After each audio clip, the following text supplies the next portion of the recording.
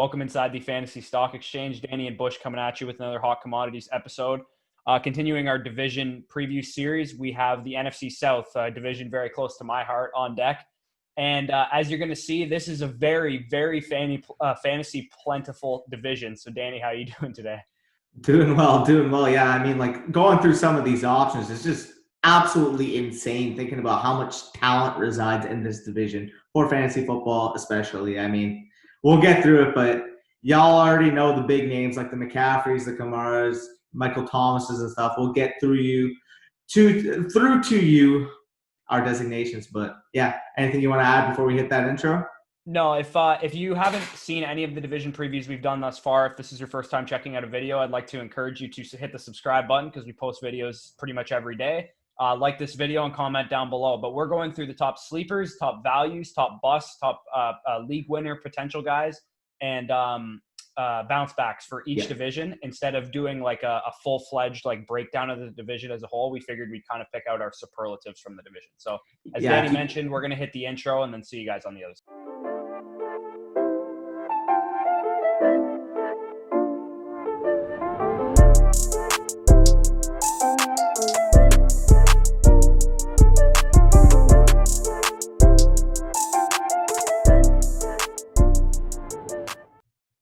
All right. Hey, as Bush mentioned quickly too, we're not going through the full divisional previews, but if you guys want to see those, they're actually on our draft guide. The link will be in the description of this video. We have team-by-team breakdowns in terms of vacated production, what we project for the season, coaching changes, personnel changes, all that good stuff. Make sure y'all don't miss out because at this point, we reduced the cost. $3, guys. That's less than your freaking breakfast, and that's ultimately what's going to help you. You're going to spend more on snacks at your draft than you spend on your preparation for the draft, which is like awesome. So, and also quick announcement, we've started uploading our show notes to the draft guides, basically under a couple categories. I've been doing this. So our must draft players, me and Danny a couple months ago talked about ADP values by round. So I uploaded those videos are directly on the draft guide site, as well as the show sheets, like what we kind of went through when we were doing them. Same goes for, we also talked about draft strategy. Me and Nick talked about it early in the Black Monday show when it first started. We talked a lot about draft strategy then. Still relevant now, so go check that out as well in the draft guide, as well as strength of schedule stuff that me and Nick went over. So all that stuff is now in the draft guide. It's under the tab video content. So if you purchase the draft guide, again, only $3. So enough going through shit. Let's get into this division. So let's start off with sleepers. And I guess I'll kick it off because this is a guy who in the draft guide is my sleeper at the quarterback position. So Teddy Bridgewater is the guy I'm talking about. He's new to the Panthers, but he should have some familiarity in the system through his time in New Orleans. Obviously, offensive coordinator Joe Brady is from the Sean Payton coaching tree in the New Orleans Saints system. And he used to be a coach or offensive control person there. I don't even remember exactly what his position was. But the additions of Russell Okung, hopefully he ends up playing the season, should help bolster a solid offensive tackle pairing in Carolina. Robbie Anderson adds to the already potent attack of Christian McCaffrey, DJ Moore, Curtis Samuel, and up-and-coming tight end Ian Thomas. So Bridgewater enters a situation which yielded the second highest pass attempts in the NFL in 2019. 633 pass attempts in 2019. A 64% pass percentage, third in the NFL. It was also very high in terms of neutral game scripts when they were trailing. Any situation, they threw the ball. This is likely not going to change much as the defense continues to be in rebuild mode with the huge losses they faced this offseason. Primarily their captain, Luke Kuechly, James Bradbury, who was their best corner, and then also guys on the defensive line like Gerald McCoy, Mario Addison, I believe, Bruce Irvin, Eric Reed in the back end of the secondary. Like the defense is decimated, and it's replaced with a bunch of young guys, and they're going to have some growing pains, especially in the 6 NFC South tilts, as we mentioned. This division is going to see. This team is going to be playing from behind in this division because their defense is not going to be able to cover Michael Thomas, not going to be able to cover Mike Evans and Chris Godwin. It's not going to be able to cover Julio Jones.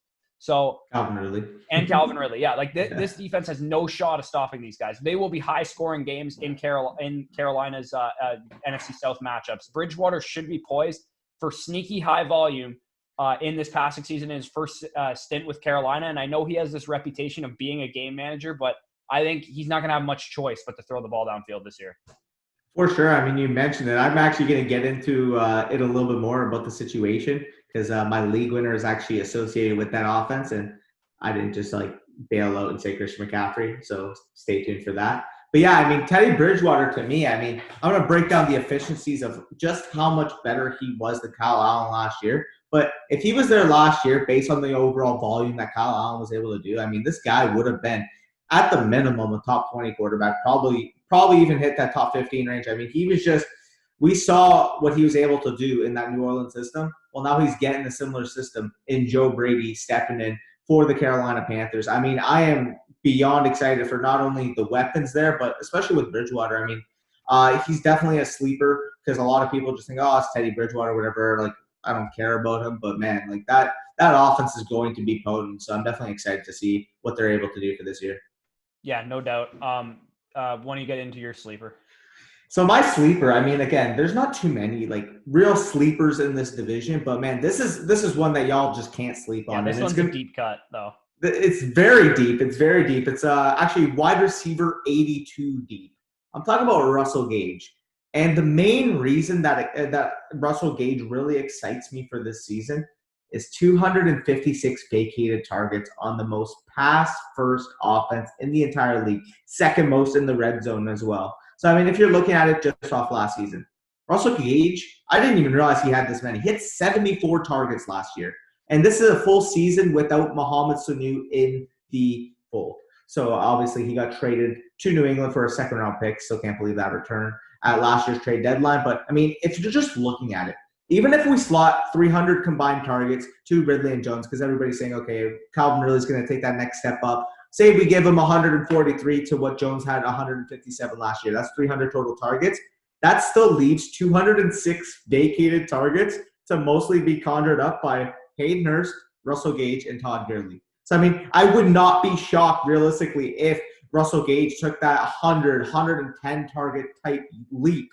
And if he's doing that, I mean, he has the upside of finishing as a wide receiver 3 or better next year or for the season. So, I mean, I would not be shocked if this guy ranked as a top 35 receiver next year and he's basically being had virtually free at wide receiver 82. Like, if you guys are doing best balls at this point, I know we post he's our the drafters. Perfect, like, 18th round pick in best ball because like literally no one wants him, and he's probably going to have 5 or 6 fantasy relevant games like throughout the season. And this is all assuming that all these guys break out and stay healthy too. Like, if anything were to happen to Julio, if anything were to happen to Ridley, if anything were to happen to Hurst, or if Ridley and Hurst specifically just disappoint and they don't reach that next level and get those 140 targets for Ridley or 110 targets for Hurst and they just kind of bust out, Russell Gage could be the third option in this offense. And this offense will produce a third option in the passing game. 100%. Because, I mean, 600 pass attempts might be a conservative projection for the Atlanta Falcons. Like, I'm 700 sure may be the mark, to be quite honest. For almost 700 pass attempts, I'm pretty sure. Like the last time I've really seen an offense projected for this many attempts was, I believe it was the 2013 Detroit Lions that had 727 passing attempts. They're like, the new Bucks. I wouldn't be the new Bucks. I would not be surprised if they approach that number. Yeah. Like, it's just insane. So ultimately here, you're getting the wide receiver 3, probably around the 4th receiving option if you include Hurst, but that's projecting that he does take that step. I believe personally, I'm going to talk about it later on, as a top 6 tight end is where I have him, so a little sneak peek. But that even as a 4th option in this offense, I would not be shocked again if he had 100 targets. Like, he had 74 last year. There's so much vacated production. This isn't even just a warm heart take. This is just a math take. Like, where the fuck is that production going to go if it's not the Gage, if it's not the Hurst? So fire it up. Russell Gage, virtually free. Go make sure he's on every one of your teams. Yeah, in Dynasty, too. He's a young receiver. You could probably get him for nothing, too. Third year. Especially in this year where you might have guys go out with COVID and shit. He could slot in a pinch, I think. For sure. Redraft leagues, I don't know if I'd be drafting him, but he's definitely a guy to keep on waiver wire speed dial. Guy that you don't, that might be on your waiver wire with the way I project him to play. And that's the only bust in this division, in my opinion. And me and Danny talked about this before we recorded. It's hard to find fantasy busts in this division because it's just so good for fantasy. But Todd Gurley is who I'm talking about. If you've heard anything on this channel, you knew this was coming. Number 48 in yards per touch last year. Number 42 in breakaway run rate. Or number 67 in yards created per touch. He had 9 drops, which ranked number 1 at the position. He had the worst PFF receiving grade of any running back, and that includes Kalen Ballage. He reached 100 yards from scrimmage just 3 times in 2019. Basically, he was touchdown or bust as clear as it comes last year. And Gurley just passed his physical a couple months ago.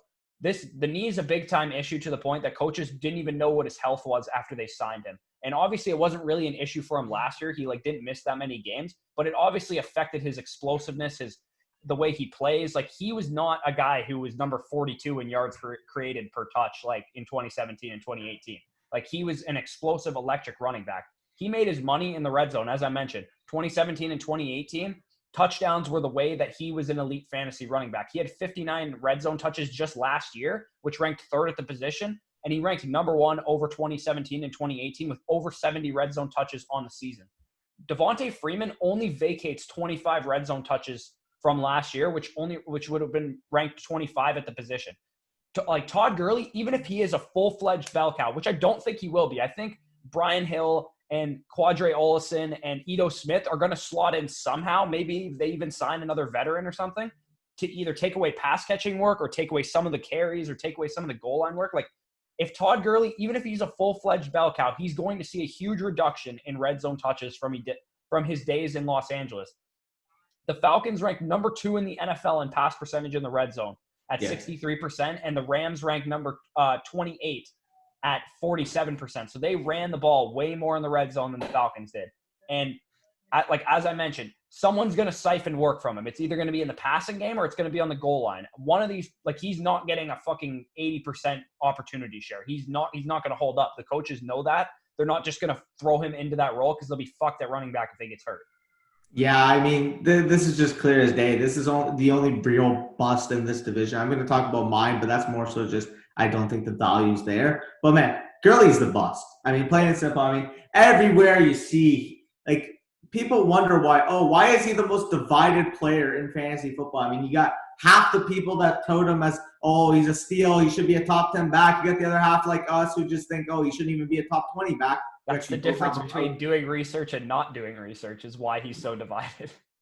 Man, we actually both have him ranked outside our top 20, so make sure you guys go check out those rankings in the draft guide. But, man, I just don't understand it, plain and simple. I mean, he needed that much usage in the red zone last year, 59 total attempts last year in the red zone, 12 rushing touchdowns from inside the 10-yard line. That's just insanity. That's not going to hold up, especially on a team, as you mentioned, as I'm going to mention for my value later on. I mean, second highest percentage behind the Jets at 63% pass to run split in the red zone, 102 passing attempts. I mean, where do you just see magically Gurley's going to conjure up those 59 carries again? He's not catching the ball in the red zone because he can't catch anymore. He can't catch. I mean, I don't get this. I mean, y'all have heard all offseason how off of Todd Gurley Bush and I are. Yeah, we can move on from him. We've talked about him enough. I mean, again, as I mentioned, this is more so not an appropriate value, more so than a bust, because I do think he has the upside to be a really good option. But I mean, it's going to be Rob Gronkowski for me, so he's currently going off the board as the tight end 11. And for me, it's just there's way too much risk for him to be a top 12 tight end picked in terms of ADP. I mean, it's just too rich for my blood. So, I mean, while I could be wrong and we could just see prime Gronk return, he's back with Brady, yada, yada. I mean, this is still a player who, even when he was playing, he hasn't played a full season since 2011. I mean, yes, in his prime, Gronk was the best tight end in history, but it's coming off a year hiatus. We know the large task it is for him to overcome in terms of the concussion issues he's dealt with, in terms of the overall injuries, underlying issues. I mean, plain and simple, yes. When he was in his prime, he was fantastic, but we haven't seen that same player because even when the last time we saw him on the field, I mean, he just wasn't the same Gronk, plain and simple. So overall, I mean, he's missed 5 games or more in 6 out of his 9 seasons played. If he's not on the field, he can't return value. It just won't happen. So overall, I mean, Sports Injury Predictor actually has him as the number 1 rated tight end in terms of percentage chance of injury. They actually have him as still exists, doesn't he? Yeah, that's the surprising part. Get this, Corey. So the Sports Injury Predictor is basically your percentage of chance of missing at least 2 quarters in the season. He has a 99% chance of missing 2 quarters or more, and his projected games missed is 5.1. He's got a 25% chance of getting injured in each game he plays. And that's where I'm gonna like kind of object to this take because, and again, I know you like there's really no busts in this division. Yeah. Like, so I know you're not just attacking Gronk. He was kind of just like the only option. Yeah. My line of thinking is if you get 10 games out of Rob Gronkowski, he's gonna have 8 touchdowns or more. That's the only thing that I like hold on to with Gronk is that I think he's gonna play a limited snap share. They're not gonna play him as a full-time tight end because they have 2 other good tight ends. And Gronk, like you said, is coming off a year hiatus and he's an older player and he's dealt with injuries. So they're going to limit him on a snap count and stuff. So I don't think he's going to like, I don't think his ceiling is even remotely as high as someone like Darren Waller's or Zach Ertz or like any tight end that's not Hayden like Hurst. these guys. Yeah, even Hayden Hurst, like, or Jonnu Smith. Like, I don't think he has a chance to finish inside the top 4 tight ends, I would say, because I think he's going to basically be what Jimmy Graham was in Seattle that one year where he caught like a bunch of touchdowns. And he gets 3 catches for 40 yards and a touchdown on his good weeks. And that's basically all you can ask for from him. I don't think there's a chance he's like a 7 for 110 and a touchdown, like weekly ceiling. I don't think he's ever getting that much volume. I think they're going to use Howard. They're going to use Brait. It's not just going to be the Gronkowski show as far. And then obviously you got to compete with the top 2 receivers in this offense. Yeah. Too, so. Yeah. I mean, again, we mentioned like the ceiling obviously is going to be limited given like how good those other receivers are. He's not going to play full time in general. And then when you add in the injury risk, I mean, he just, to me, like I'd feel much safer if he was going in like the tight end, like 13 to 15 range. It's just taking him as a top 12 tight end is just too risky for me, especially with those other options, as we mentioned. A guy like Jonnu Smith is going on later, Mike Gesicki, like one of those guys like that's guaranteed to get the volume, that's guaranteed to have higher upside, in my opinion, due to the fact that they don't have all those underlying injury concerns. But yeah, I mean, this is more one just nitpicking because really, other than Gurley, there's not too many real busts in the division. But yeah, I mean, moving past Rob Gronkowski, who is your value in the division? Yeah, so we're going to stay on the same team. Everyone assumes that Chris Godwin is the receiver to own in fantasy, and it's like kind of rightfully so, I guess, when you're looking at the new quarterback and the situation that he's in. But Mike Evans is slipping too far, guys. Like, yeah, Chris Godwin will 100% out-target Mike Evans. I understand that. I know that's going to happen because his targets are closer to the line of scrimmage, and he's the slot guy, and he's just going to get more targets. And I mentioned this on Notorious Fantasy's channel with my bold prediction. A lot of this stuff sounds like the same information because it is. Mike Evans led the NFL in yards per route run on deep attempts last year. No surprise, he received the 4th most of deep targets of any receiver in the NFL. So he has big play potential. I know there's a chance that Mike Evans has 12 to 15 touchdowns this year. That's what I'm holding on to with Mike Evans because I think it's going to happen. I love Jameis Winston, but Mike Evans led the NFL in uncatchable targets, including 18 of those 30 deep attempts that he saw. So he literally only had like 30% of his deep attempts that were actually accurate. The sling it downfield system of Bruce Arians is here to stay. Tom Brady is going to operate Bruce Arians' system. He's going to sling it downfield. And we've never seen Tom Brady do that before, maybe since 2007. Like, Tom Brady, if he's in the system and he is the same quarterback we always have known Tom Brady to be, he could have like a MVP caliber season this year. Like, and the average fan understands that, but the fantasy analysts and the hardcore fantasy players don't. And I honestly don't know why. He's not going to just throw checkdowns to James White and Julian Edelman, mainly because they're not here in the offense. Everyone wants to just turn McCoy and fucking Godwin into James White and Julian Edelman, but that's not going to happen. To the red zone. This is where I'm really excited about Mike Evans. Mike Evans had tied for the NFL lead with DK Metcalf with, he was second in the NFL with 14 end zone targets, so throws to the end zone. And he also tied for 8th in the NFL with 14 red zone targets, 8 coming inside the 5-yard line. That was second in the NFL behind Larry Fitzgerald, oddly enough. Now Gronk is there to take attention away from Evans in the red zone, because if you line up on 3rd and 6 or like 3rd and goal, but it's like 6 yards to score, who are you covering as a defense? You're looking at Rob Gronkowski. Like, you are not letting Rob Gronkowski get the ball in the end zone. I think Mike Evans has never had a guy like that to draw attention away from him in the red zone, including Chris Godwin, because Chris Godwin was good in the red zone last year because Evans was getting all the attention. So let's also remember a wide receiver of Evans' dimensions and skill set, a big-body deep threat, broke the single-season receiving touchdown record with Tom Brady at quarterback. Don't overthink Mike Evans. His quarterback's an upgrade, deep accuracy in the red zone, all the places that Mike Evans makes his money, his quarterback is an upgrade. He's not going to catch 100 passes like Chris Godwin is. I understand that, but he might catch 12-plus touchdowns which he's already done twice in his career. So it's not like this is some unfound ceiling for Mike Evans in year 8 of his career. Like, he's caught 12 touchdowns before. He can do it again.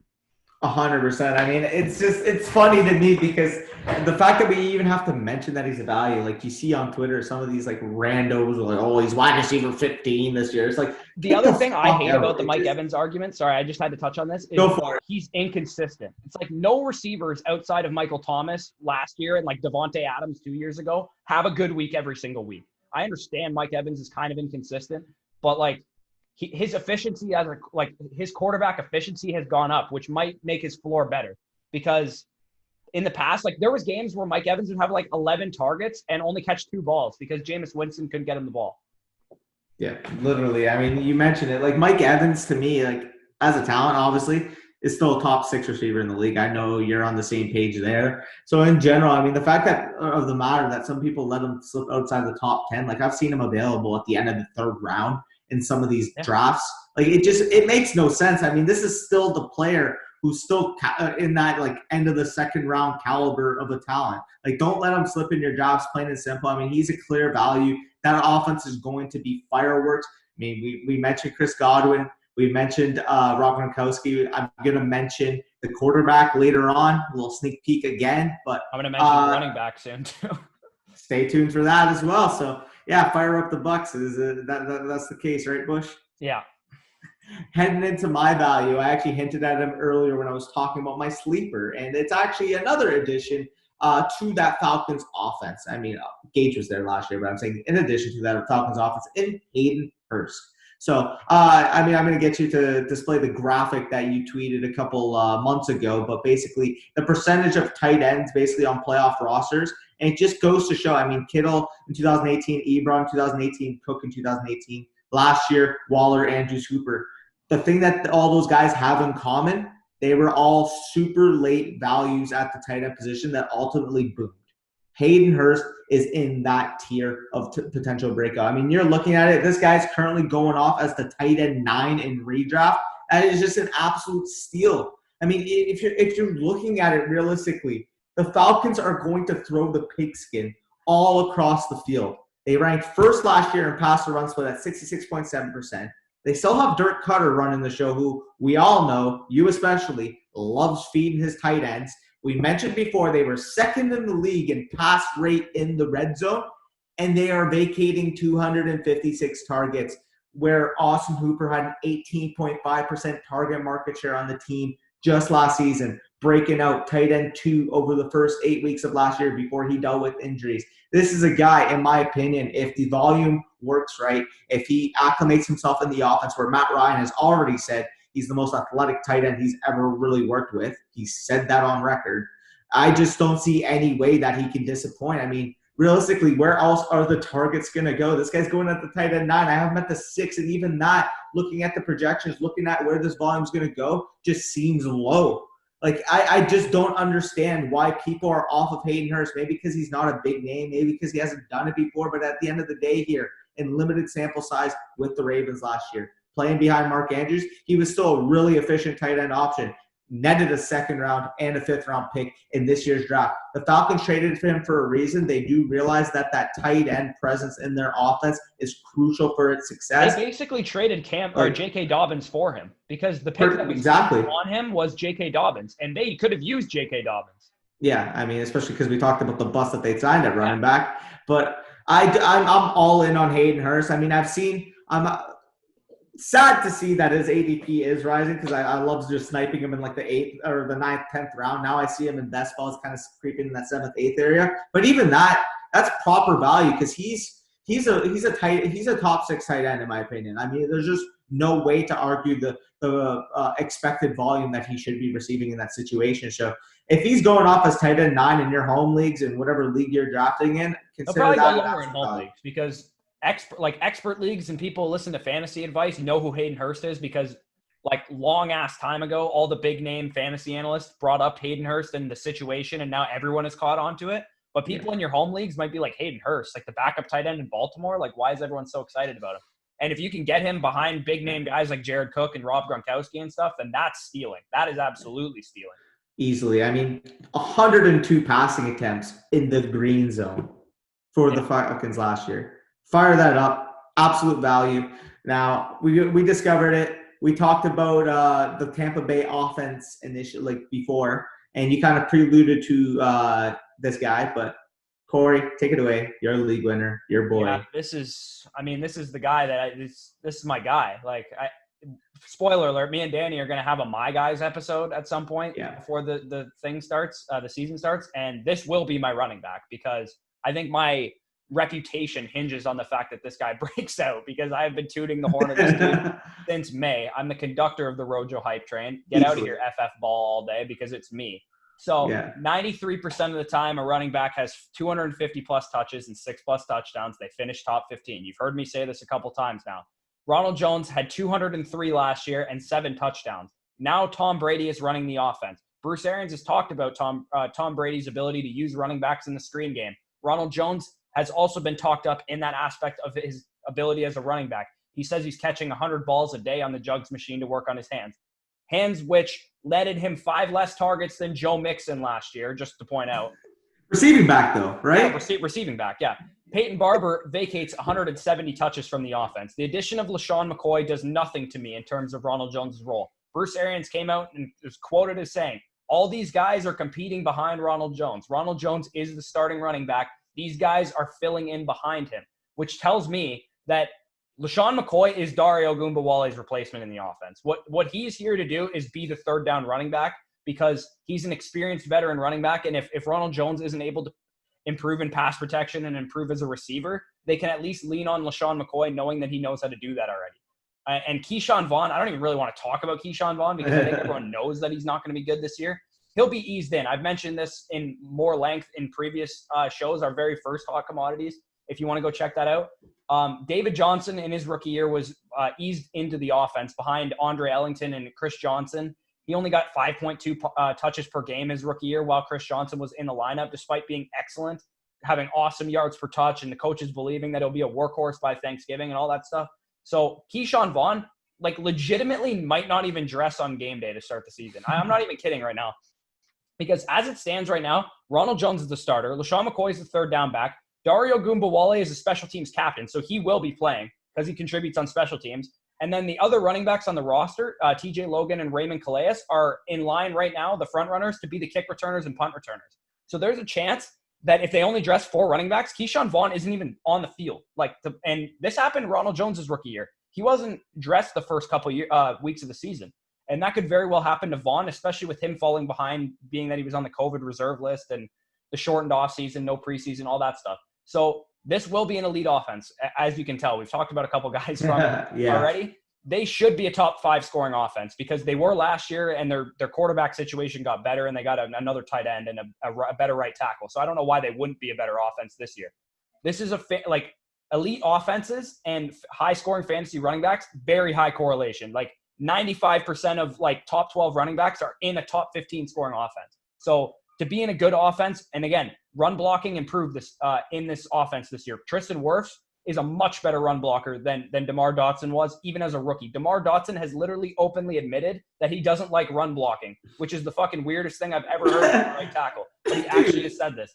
I'm predicting Ronald Jones to be this year's Aaron Jones. He could finish as the RB2 like Aaron Jones did last year, on the back of scoring opportunities. He was 4th in success rate in the red zone in 2019, and he has big playability. He's 4.42 speed at 220 pounds.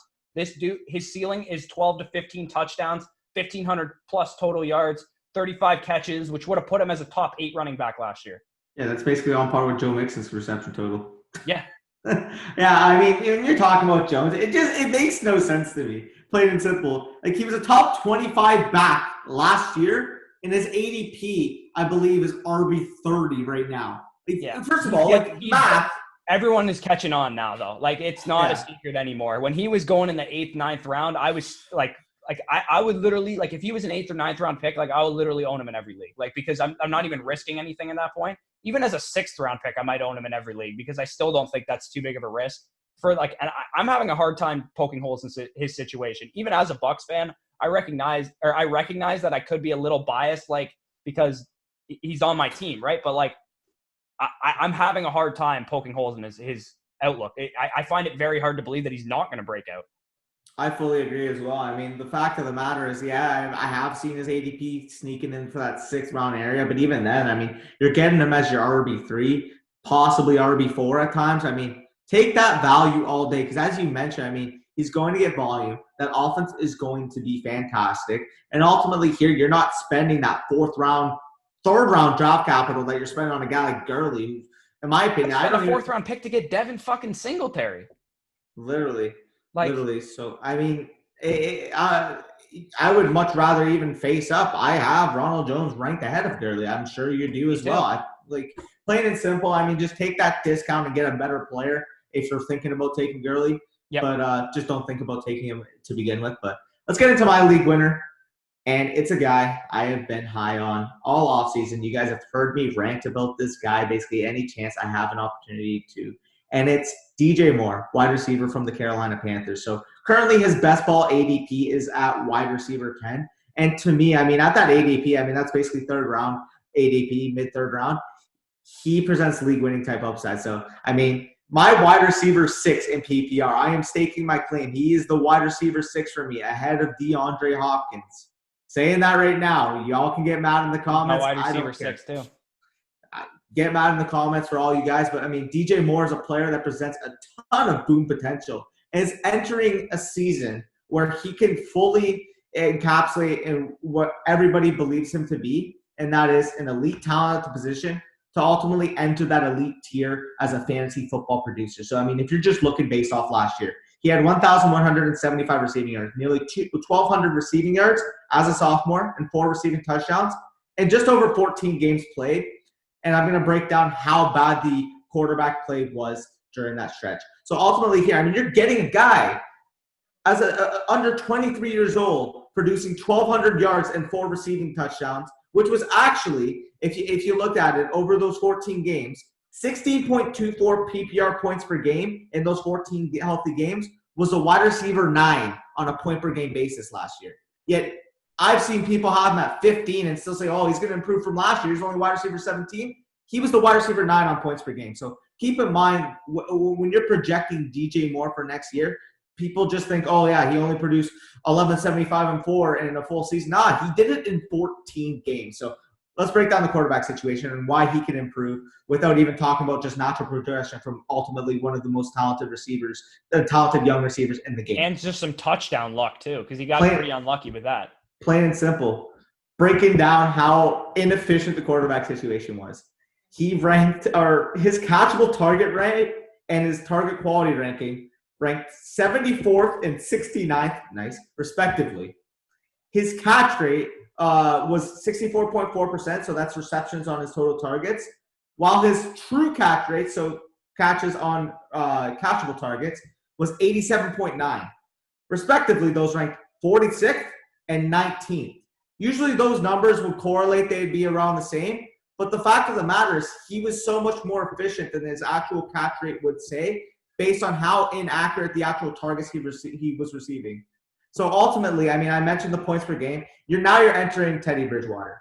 This is the cause for optimism as to why I think he can take that next step into that elite tier. You mentioned him in your sleepers part. But if you're just breaking down the comparison between Teddy Bridgewater and Kyle Allen, I mean, obviously we know Teddy Bridgewater is a better quarterback. But I mean, true completion percentage, 76.4%, which was 4th league-wide, compared to Kyle Allen's 67.5%, which ranked 26th. 7.8 accuracy rating, ranked 2nd in the league, compared to Kyle Allen's 6.8, which ranked 30th, and 7.1 adjusted air yards per attempt, ranked 12th in the league, compared to Kyle Allen's 5.5, which ranked 31st. So ultimately, we mentioned that huge quarterback upgrade. Now we're going to mention the system that Joe Brady is bringing. Joe Brady runs a system that is similar to what Sean Payton runs in New Orleans. He is a disciple of Sean Payton. Now, what do we notice about the Sean Payton system? They all have an alpha dominant wide receiver 1. Michael Thomas. We saw the LSU receivers last year with what Joe Brady worked with.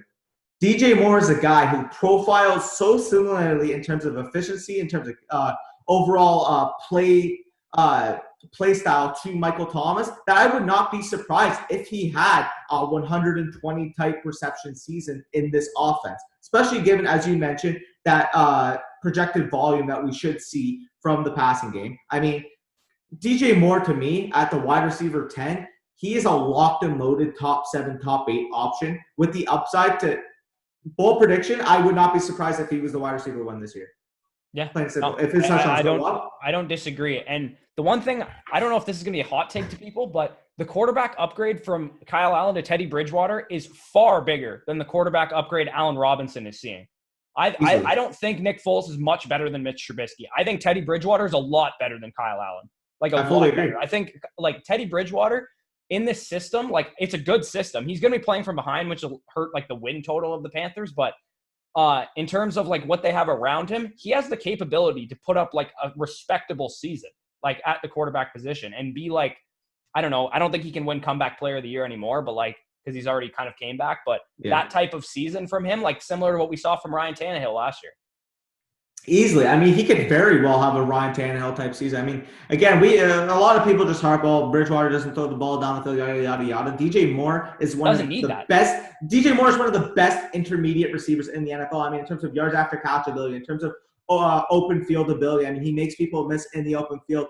Like in general, he is such a dynamic talent on the outside that Teddy Bridgewater is going to lean on him, as we saw him lean on Michael Thomas. Because even in those games that he started last year, like you would expect, Michael Thomas's numbers dipped tremendously from when Drew Brees got hurt. When he actually was, I believe it was just under 2 points per game less in terms of PPR with Bridgewater compared to Brees. So and he got the same amount of and that's still too. Yeah. And that's still over 20 points per game. And that's why I like Teddy. Teddy Bridgewater's my quarterback 18. Like, I have him so much higher than everyone else. And the reason being is because all of his weapons are going to make his job so easy. Like, DJ Moore can literally take a slant to the house. Christian McCaffrey can do non-human things after the catch. Fucking Curtis Samuel's great after the catch. Robbie Anderson can go up and get it deep down the field. Like, everything about Teddy Bridgewater to me screams like that year that Jared Goff had like 50% of his production on like yards after the catch or something, like whatever that stat was. That's what I could see from Teddy Bridgewater this year. So coming off the Panthers and going to my bounce back, and this is the most obvious bounce back in the division, it's Alvin Kamara. Like, he's obviously the bounce back candidate in this division. He suffered a high ankle sprain and actually came out recently. Both him and head coach Sean Payton admitted that he tore his knee up, quote unquote. Or MCL, I heard. It affected him on and off throughout the whole season. The 5 games he played prior to his week 6 injury against the Jaguars, he was averaging almost 20 PPR points per game. He was like the RB6 in points per game. Like, he's still an elite running back. If anyone's fading him because they owned him last year and he burned them or whatever, like, it was just a fluke. There's really nothing you can do about it. Positive touchdown regression is absolutely coming for Alvin Kamara. He only had 6 touchdowns last year. He averages 15.5 touchdowns combined rushing and receiving over the previous 2 years of his career. Kamara is special. He is a special running back. Like, he is, in my opinion, he's the second best, or like third best running back in the league behind Barkley and McCaffrey. He was a victim of bad luck last year. There's really nothing you can do about it. As I said, Breeze going down, his own injuries, serious touchdown regression from 2018. There's absolutely no concerns for me taking Alvin Kamara as high as number 3 overall, but definitely within the top 5 and 100% ahead of his teammate. I would 100% every time. Easily over Michael Thomas. No matter the format, pick him ahead of Michael Thomas. Easily. I mean, you're mentioning that. We all know the narrative by now. Oh, Alvin Kamara, 81 catches per year. Like, that's just his thing, right? The only difference is he did it in 14 games last year. Yeah, it's just like when everyone says the Dak has 6 rushing touchdowns every year. It's the number that gets stuck in your head every time. I mean, realistically, we just saw, obviously, Christian McCaffrey had 116 receptions. I don't think that Kamara's not going to get that many, but I wouldn't be surprised if he entered that 90, 95, even close to 100 reception role, because we've seen when he is on the field, he's the second threat in that offense. Obviously, we know how many targets Michael Thomas can see. 185 last year. That's not going to be the same with a healthy Alvin Kamara, because Alvin Kamara is going to get his 6, 7, 8 targets per game, because that's just what he does. We never got to see him without Mark Ingram yet, really, right? Because remember, the narrative last year was, what about those games when Mark Ingram was suspended, when Alvin Kamara was like by far and away the best running back in fantasy? Like, that is his ceiling. Like, his ceiling is what McCaffrey did last year. Yeah, his ceiling is 26, 27 fantasy points per game. Yeah, his ceiling is you play him in DFS every week for $11,000 and you don't even care that he costs that much. Yeah, literally. I still remember, obviously, I could have, by the way, picked McCaffrey as a league winner, but that's just no fun taking the 101, like plain and simple. But man, there was literally weeks where McCaffrey was like $2,000 more than anybody else. I played him when he was like 11,500 on fucking DK, and I was like, yeah. He's literally like 15% of your budget. He's still 2-5x his value every time. Yeah, I mean, fully. I mean, I love Alvin Kamara. He was a potential candidate for the league winner. I went with DJ Moore because he's a little deeper down, and plain and simple, if you want Kamara, you're going to need a top 5 pick. But I am all in on Kamara. I mean, to me, that 2 to 4 tier, I've said it multiple times. That tier of Barkley, Zeke, and Kamara are literally like inseparable to me. Like I don't care who it is. I'll pick any one of them at the 2 slot, 3 slot, 4 slot, and I'll. If I get him at 6 in my home league this weekend, I am going to flip out. Yes. So, I mean, segueing into my bounce back, because this is a guy that we've mentioned basically across the whole video. So I'll just keep it brief. And he's the GOAT. He's the guy that we all know. 6 Super Bowl titles, 9 Super Bowl appearances, both NFL records. I mean, it's Tom Brady. I mean, he's coming off a QB 16 point per game finish last season as a New England Patriot. The thing is, he's not a New England Patriot anymore. He is a Tampa Bay Buccaneer. That's music to Bush's ears right there. Yeah, so I just have to say this because it's so obvious. People who are hardcore dynasty players and hardcore fantasy football players, sometimes fantasy football isn't hard. Like, Tom Brady has the best weapons of his career. Like, sometimes fantasy football isn't hard. That's all I have to say. I've seen people have him as like their QB 12, 13. It makes no sense to me. He's QB 16 on points per game last year with James White and Julian Edelman as his only targets in the offense. And now he's going to the Bucs that own, as we mentioned, 2 top 10 wideouts in the entire league. His longtime best friend and when healthy, the greatest tight end we've ever seen in Rob Gronkowski.